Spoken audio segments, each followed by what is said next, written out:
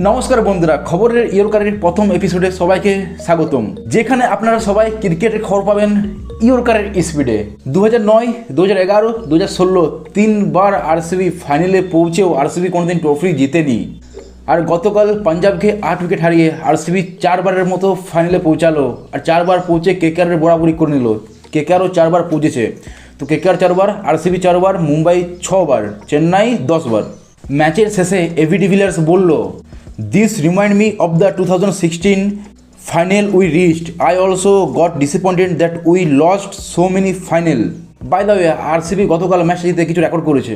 RCB প্রথম team যেখানে 9টা আলাদা আলাদা player man of the match হচ্ছে একটা সিজনে। এটা আরসিবি প্রথমবার করলো।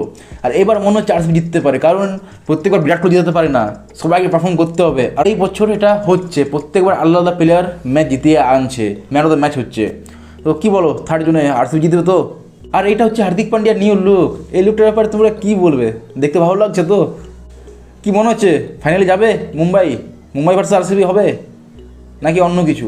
যাই হোক, কালকে ইংল্যান্ড ভার্সেস ওয়েস্ট ইন্ডিজের ম্যাচ ছিল, যেখানে ইংল্যান্ড ওয়েস্ট ইন্ডিজকে 238 রানে হারিয়ে সেকেন্ড বিগেস্ট উইন করলো। এই ম্যাচে ইংল্যান্ড কিছু রেকর্ড বানিয়েছে। প্রথম যে 7টা ব্যাটসম্যান ছিল, টপ 7 ব্যাটসম্যান, প্রত্যেকে 30+ রান করেছে। প্রত্যেকটা বোলার যারাই বল করেছিল, প্রত্যেকটা বোলার উইকেট পেয়েছে। আর হ্যারি ব্রুক কালকে 5টা ক্যাচ নিয়ে জন্টি রোডসের রেকর্ডটা সমান করে নিল। জন্টি রোডসেরও 5টা ক্যাচ নিয়েছিল, যার বরাবরই কালকে হ্যারি ব্রুক করে নিল। আর কালকে ইংল্যান্ড প্রথম টিম হলো যে 400 রান করলো উইদাউট কারো সেঞ্চুরি, কারো 100 ছিল না। আর পরে নিউজ আসি যে ওমেন্স ওয়ার্ল্ড কাপটা হবে, সেটার জন্য অস্ট্রেলিয়ার টিম চেন্নাই আসবে সেপ্টেম্বর মাসে। ওয়ার্ল্ড কাপের যে প্রিপারেশনটা ওটা নেওয়ার জন্য 3টে ওডিআই খেলবে ইন্ডিয়ার সাথে চেন্নাইয়ে।